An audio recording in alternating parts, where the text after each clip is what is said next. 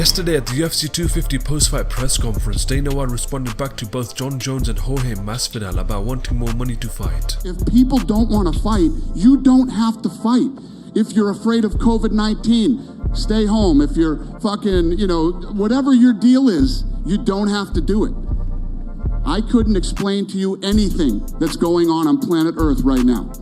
And neither can anybody else. Jorge Masvidal responded saying that the UFC can cut him if he loses. He posted this on his Twitter saying, "Why are all the major names having issues? Conor, Jones, Cejudo. We have to take it or retire. I love fighting and this is the fight of our lives." He followed up with, "The negotiation is take it or leave it. If I lose you can cut me and not pay the rest of the contract. If I win I'm not in the position to renegotiate my contract. My dad left a communist regime and has prepared me my whole life." He followed up with, "I'm in a contract that I had to take to get paid. Same way I got a new contract to fight Till, then a new contract to fight Nate. They keep extending the amount of fights to my contracts to keep me locked up, and when I say I only want a 4-fight contract, it's take it or leave it." He ended it off with, "I brought down some of the best wrestlers on the planet for camp. Don't tell me I didn't want to fight. July 11th there was a baptism planned. Hashtag the resurrection." Cody Garbrandt at the UFC 250 post-fight press conference has some harsh words for TJ Dillashaw. We're talking about TJ, who's still suspended. He's not even there, but that's a fight I would like to get back. You know what I mean? We all knew what he was on. We all knew what he was doing. It took so many times, for him to skate by USADA, unfortunately.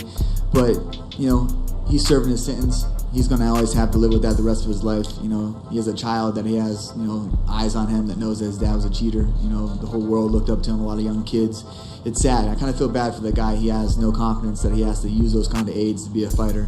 But we'll see, you know what I mean? I'm going to be at the World Championship. I'm going to be at the top. So if he works his way back up there, open doors, let's get it. I don't really want to get into that. Yeah, it's kind of ship has sailed. I feel like that was a big burden. A lot of us, like the kid grew up in the Team Alpha Male Tutledge, so it is what it is, that's behind us. He's serving his sentence, you know what I mean, for his wrongdoings, knowing that he was doing it.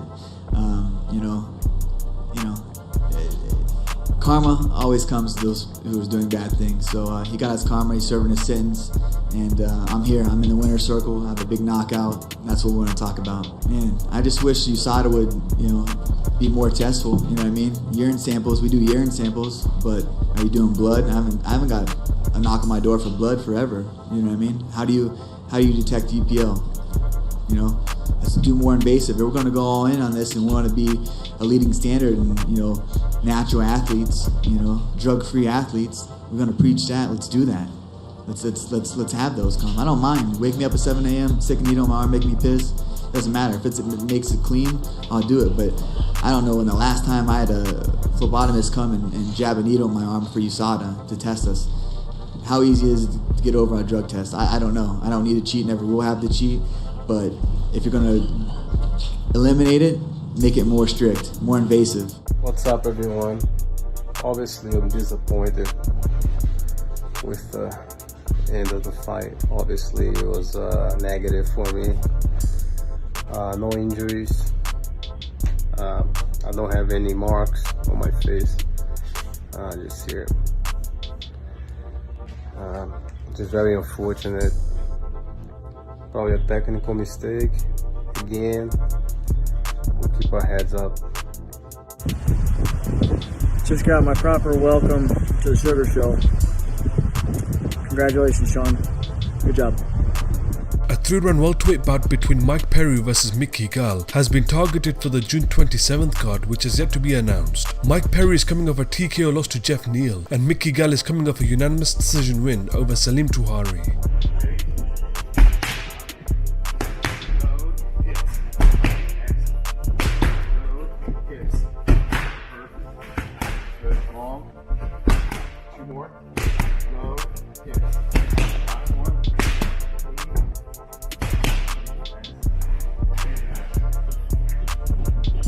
Tito Ortiz on Instagram advises fans to search their communities for people who shouldn't be there. Like I say, I'm never really not a political person. I don't know the exact laws, but I know one thing. I can protect my home, I'll protect my family, and I'll protect my community. Guys, go out of your way to search your community. Look for people who shouldn't be there, doing things they shouldn't be doing. Look for inconspicuous things that just shouldn't be around. Like I say, bricks, 5-gallon buckets with lids on them, water bottles that are in bags, bags just laying around with different things in them. Look for those. It's crazy times right now. And like I said, my prayers go out to Jorge's family. A lot of people are suffering right now. A lot of small businesses are suffering right now. And shouldn't be. But hopefully we learn. Because in 30 years we haven't learned. Because 30 years ago, believe me, I remember. It was my son's 18th birthday yesterday. And we couldn't really celebrate it that much. The way I really wanted to. But I told him, I go, son, I remember being exactly your same age. And going through this same stuff. It's crazy, man. 30 years, we can't change. But I guarantee you this year, we will change and we will learn. If you don't, then you're ignorant. I don't know, that's all I gotta say. I'm not here to answer anybody's question. I just wanted to kind of explain to you guys how I felt, because it's just been crazy days where I can't go to bed until 5:30, 6 o'clock in the morning. I'm up all day just for the safety of my children, safety of my community. Shouldn't be. I'll keep fighting. Gilbert Burns in the Instagram Q&A speaks on who he wants to fight if he doesn't get Kamaru Usman next. Here we go.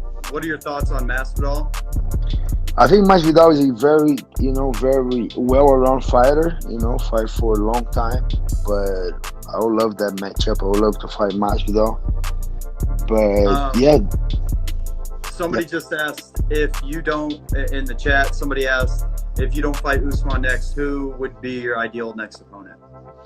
Depends who is available. Let's say if I don't fight Usman, but if Usman fight Masvidal, I'll fight Leon Edwards or Kobe or anyone that is available. I just feel that I get so much better competing that I'm not gonna stop and wait. Oh, I'm number one, I'm gonna wait. No, I'm just gonna keep competing. If they don't give me Kamaru, I'll fight Masvidal or Leon Edwards or Kobe Covington, anyone that is available. How did you feel fighting with no audience? Yeah, the first one with Demi Maia in Brazil felt a little weird because it was so much silence, there was too quiet. And I even felt at the beginning I was extra nervous. I was too nervous at the beginning. So I kind of had to adjust that. I was very nervous. I figured out in the beginning of the fight with Demi, I was thinking about it still, and I had to adjust to this fight with Willie because he was too dangerous in the beginning, so I adjusted that, make sure I wasn't that nervous and I was relaxed. But yeah, I don't know, I think I got used to it with no crowd, and in that fight with Woodley, I was in a great zone, I felt amazing.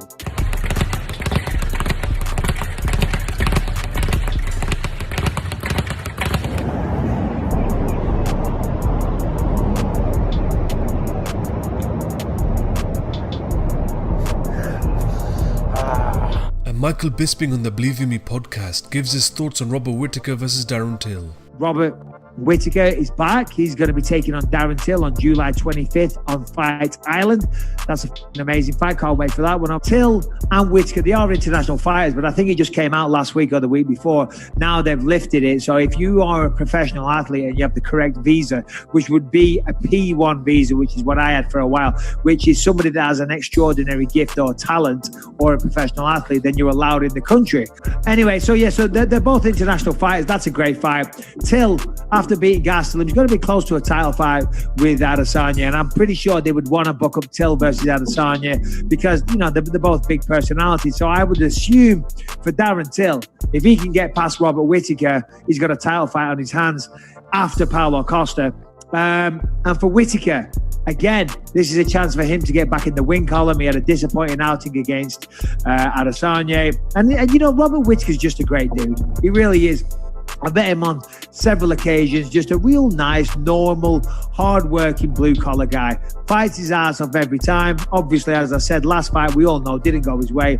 Didn't really show up. It was just a bad performance, or it was a great performance by Adesanya, whichever way you want to look at it. It wasn't a good night. But against Darren Till, he's going to have to bring the goods. And Darren Till on form, though. Darren Till on form, you know, that's a tough fight. Robert Whittaker on form is a tough fight. But whatever, there you go.